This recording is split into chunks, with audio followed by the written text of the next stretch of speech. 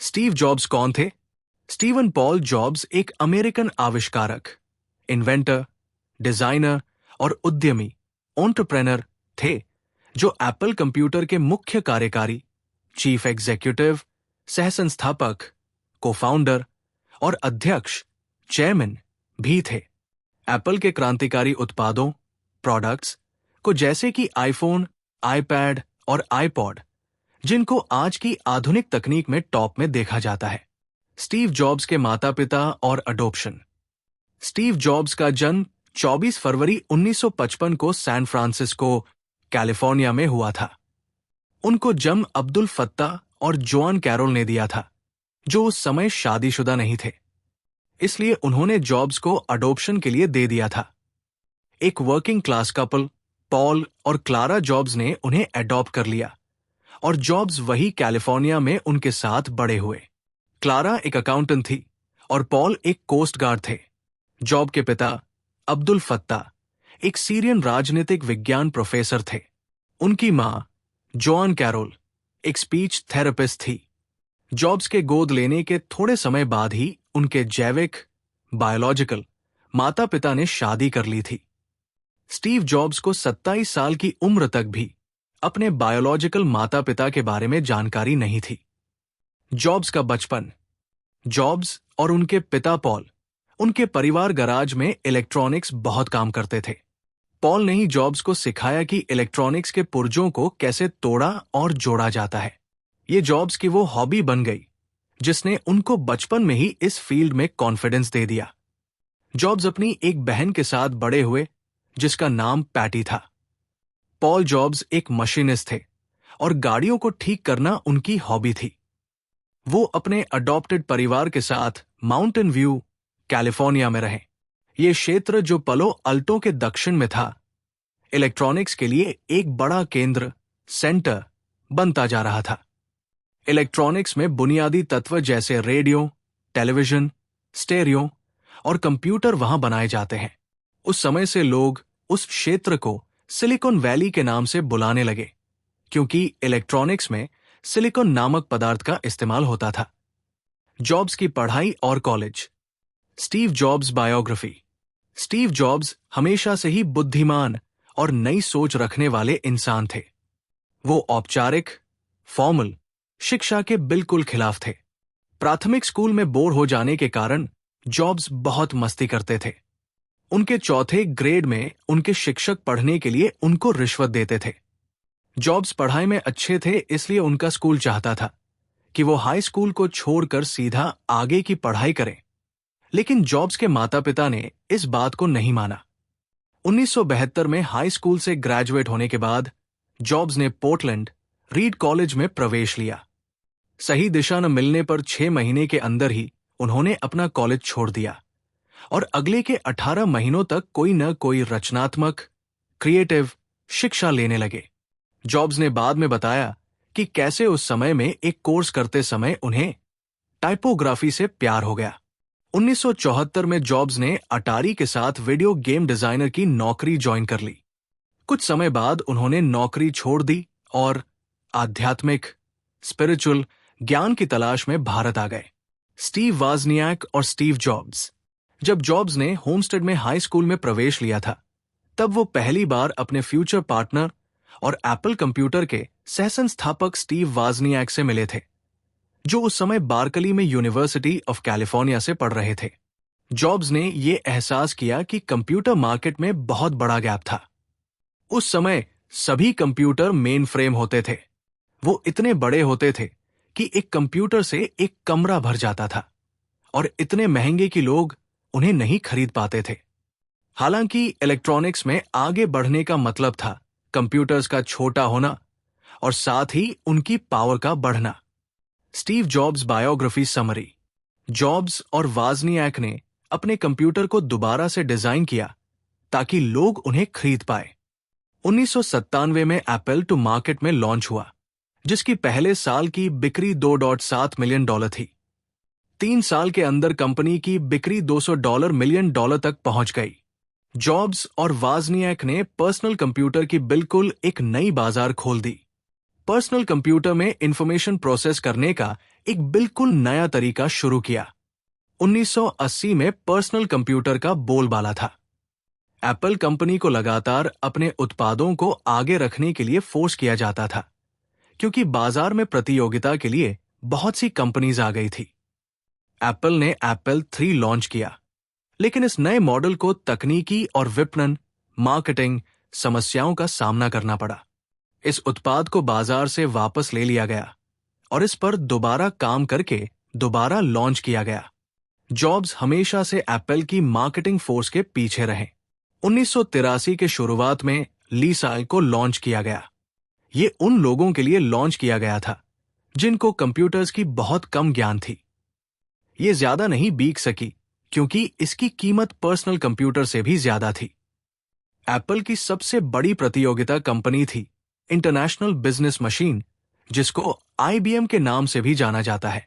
1983 में यह अनुमान लगाया गया कि एप्पल अपनी मार्केट शेयर का लगभग आधा भाग IBM से हार गया।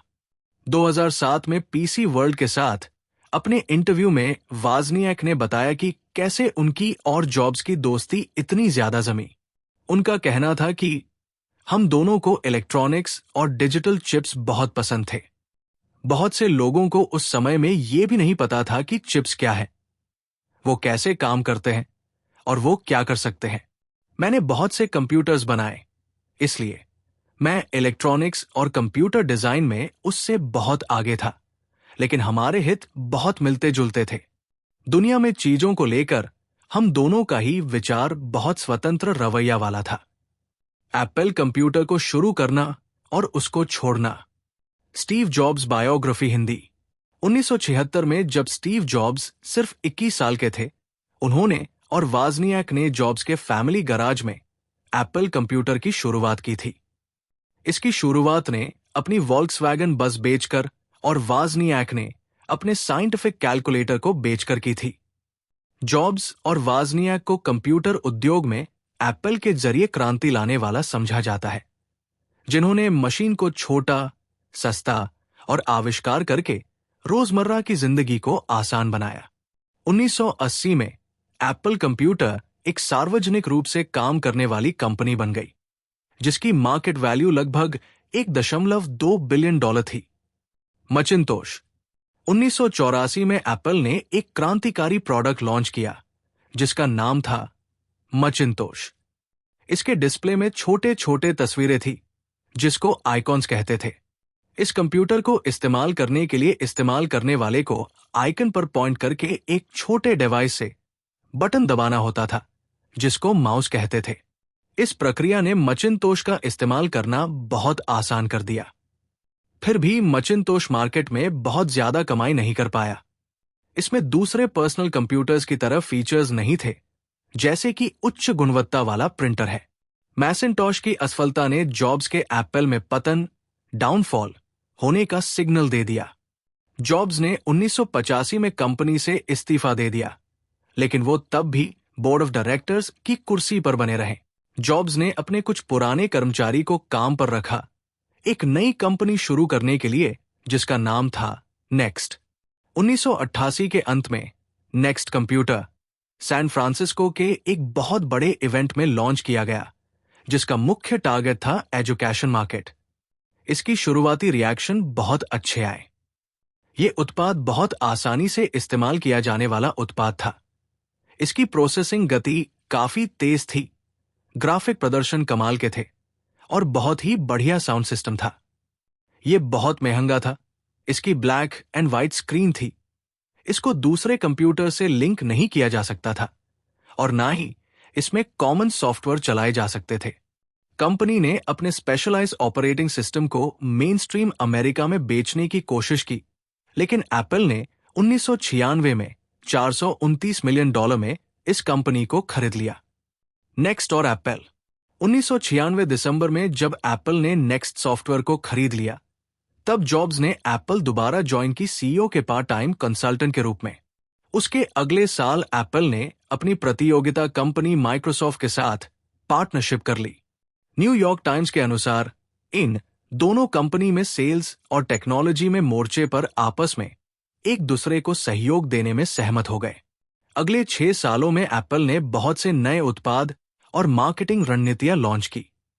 1997 में जॉब्स ने घोषणा किया कि एप्पल इंटरनेट और फोन के जरिए अपने कंप्यूटर्स को सीधे ग्राहकों तक बेचेगी। एप्पल की दुकान एक बहुत बड़ा सफलता बन गया। एक हफ्ते के अंदर वो इंटरनेट पर तीसरी सबसे बड़ी ई कॉमर्स साइट बन गई। 1997 सितंबर में जॉब्स को एप्पल का अस्थायी टेम्पररी सीईओ बना दिया गया। 1988 में जॉब्स ने आईमैक की रिलीज की घोषणा की, जिसमें कंप्यूटिंग के पावरफुल फीचर्स थे, वो भी बहुत ही सस्ते दामों में। जुलाई 1999 में आईबुक लॉन्च किया। ये एक क्लैम शेप का लैपटॉप था जो बहुत से कलर्स में अवेलेबल था। इसमें एप्पल का एयरपोर्ट भी शामिल था, जो कोडलेस फोन का कंप्यूटर वर्जन था, जिसमें यूजर को बिना वायर के इंटरनेट सर्फिंग करने का ऑप्शन था। जनवरी 2000 में जॉब्स ने एप्पल की नई इंटरनेट रणनीति लॉन्च की। जॉब्स ने यह भी अनाउंस किया कि वो एप्पल के परमानेंट सीईओ बन रहे हैं। Steve Jobs biography English. फरवरी 1996 टाइम मैगजीन के लेख में जॉब्स ने कहा था कि वो चीज जो मुझे और मेरे साथियों को काम करने में मदद करती है, वो है जब आप किसी चीज को एक कंपेलिंग रीजन की तरह देखते हो। कभी कभी आपको नहीं पता होता कि वो चीज कैसे मिलेगी, लेकिन ये पता होता है ये आपके मुट्ठी में है या आपके कंट्रोल में है। इन चीजों को अस्तित्व में लाने के लिए अपने जिंदगी के कुछ साल देना बिल्कुल लायक है। जॉब्स ने बहुत मेहनत की अपने आइडियाज को रोमांचक और इनोवेटिव प्रोडक्ट्स का रूप देने के लिए, जो बिजनेस और लोगों के लिए थे। पर्सनल कंप्यूटर्स का पूरा योगदान का श्रेय जॉब्स को जाता है। वो सच में कंप्यूटर उद्योग के महान दूरदर्शी विजनरी थे। एप्पल को दोबारा से बनाना। 1997 ने एप्पल में दोबारा अपनी सीईओ पोस्ट को ज्वाइन किया। जैसे जॉब्स को 1970 में एप्पल की सफलता का श्रेय दिया जाता था, ऐसे ही एक 990S में एप्पल को दोबारा सफल बनाना का श्रेय जॉब्स को जाता है। अपनी नई प्रबंधन टीम के साथ स्टॉक ऑप्शन को ठीक करके जॉब्स ने एप्पल को वापस से ट्रैक पर ला दिया। जॉब्स के बेहतरीन उत्पाद जैसे आईमैक, अद्वितीय प्रभावशाली ब्रांडिंग अभियान, ग्राहकों के लिए अनोखे स्टाइलिश डिजाइन्स, ध्यान दोबारा अपनी तरफ खींचा। कुछ ही सालों में एप्पल ने कुछ बहुत ही क्रांतिकारी उत्पाद जैसे मैकबुक एयर, आईपॉड और आईफोन को इंट्रोड्यूस किया, जिन्होंने प्रौद्योगिकी जगत को बदल के रख दिया। एप्पल जैसे ही अपने उत्पाद बाजार में लॉन्च करता था, उसके प्रतियोगिता कंपनीज उनसे मिलता जुलता उत्पादों बनाने लगती थी। 2008 में एप्पल अमेरिका की दूसरी सबसे बड़ी म्यूजिक रिटेलर कंपनी बन गई। अपने आईट्यून्स और आईपॉड्स की वजह से वो दूसरे नंबर पर आई। एप्पल ने फोर्ब्स पत्रिका की सूची अमेरिका की सबसे टॉप कंपनीज यानी अमेरिका में सबसे ज्यादा पसंद की जाने वाली कंपनी में एप्पल ने नंबर 1 पोजीशन हासिल की। यहां तक कि शेयर होल्डर्स बदले में एप्पल फॉर्च्यून 500 कंपनीज में भी नंबर 1 पर रही। स्टीव जॉब्स और पिक्सार। 1986 में जॉब्स ने जॉर्ज लक्स से एक एनिमेशन कंपनी खरीदी, जो बाद में जाके पिक्सार एनिमेशन स्टूडियो के नाम से प्रसिद्ध हुआ। पिक्सार की पोटेंशियल में विश्वास रखते हुए जॉब्स ने अपने खुद के पैसे में से शुरू में उसमें $50 मिलियन का निवेश किया। इस स्टूडियो ने बहुत सी प्रसिद्ध फिल्म्स बनाई जैसे टॉय स्टोरी, नेमो और द इनक्रेडिबल्स। पिक्सार फिल्म्स की नेटवर्थ लगभग $4 बिलियन है। ये स्टूडियो 2006 में वॉल्ट डिज्नी के साथ मर्ज हो गया, जिसने जॉब्स को डिज्नी का सबसे बड़ा शेयर होल्डर बना दिया। 2011 में फोर्ब्स ने अनुमान लगाया कि पिक्सार को डिज्नी को बेचे जाने से जॉब्स की नेटवर्थ लगभग 6.5 से $7 बिलियन के आसपास होगी। अगर जॉब्स ने 1985 में एप्पल के अपने शेयर बेचे ना होते, जब उन्होंने कंपनी छोड़ी थी, तो उनकी नेटवर्थ कम से कम $36 बिलियन के आसपास होती। Steve jobs biograph. Steve jobs की पत्नी और बच्चे। जॉब्स और लोरेन पावल ने 18 मार्च 1991 को शादी की। ये जोड़ी 1990 के दशक में स्टैनफोर्ड बिजनेस स्कूल में मिली थी, जहां पावल धम्बीए की स्टूडेंट थी। वो पलो अल्टो, कैलिफोर्निया में साथ रहे अपने 3 बच्चों के साथ, जिनका नाम था रीड, एरिन और ईव। स्टीव जॉब्स की लड़ाई कैंसर से और मौत। 2003 में जॉब्स को अपने न्यूरो एंडोक्राइन ट्यूमर के बारे में पता लगा। ये एक दुर्लभ लेकिन एक तरह का पैंक्रियाटिक कैंसर था। तुरंत सर्जरी न करवा के जॉब्स ने पहले एक पेस्को वेजिटेरियन डाइट लेना चुना। 9 महीने तक जब जॉब्स सर्जरी पोस्टपोन करते रहे, तब एप्पल के बोर्ड ऑफ डायरेक्टर्स परेशान हो गए। अधिकारियों को यह डर सताने लगा कि शेयर होल्डर्स अपने शेयर वापस ले लेंगे अगर उनको यह पता लग गया कि उनके सीईओ बीमार हैं। लेकिन बाद में जॉब्स की बीमारी को गोपनीय रखना ही ठीक समझा गया। Steve Jobs biography Hindi English. 2004 में जॉब्स की पैंक्रियाटिक ट्यूमर को निकालने की सर्जरी सफल रही, लेकिन जॉब्स ने कभी भी अपने स्वास्थ्य के बारे में बहुत ज्यादा बात नहीं की। 2009 में रिपोर्ट्स में आया कि जॉब्स का बहुत ज्यादा वजन घट गया है। कुछ लोगों ने माना कि उनका स्वास्थ्य दोबारा से बिगड़ गया है, जिसमें लिवर ट्रांसप्लांट करने की भी जरूरत थी। जॉब्स ने इन सब के जवाब में कहा कि वो हार्मोन असंतुलन इम्बैलेंस से जूझ रहे हैं।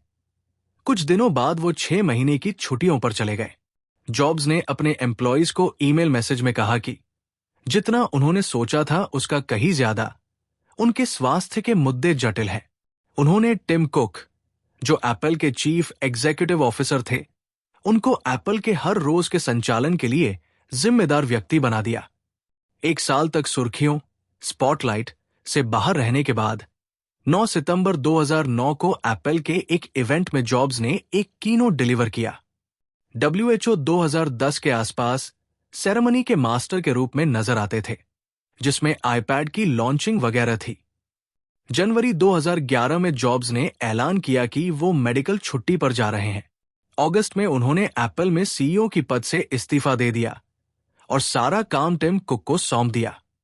5 अक्टूबर 2011 को पलो अल्टो में 1 दशक तक अपने कैंसर से लड़ने के बाद उनकी मौत हो गई और वो उस समय 56 साल के थे।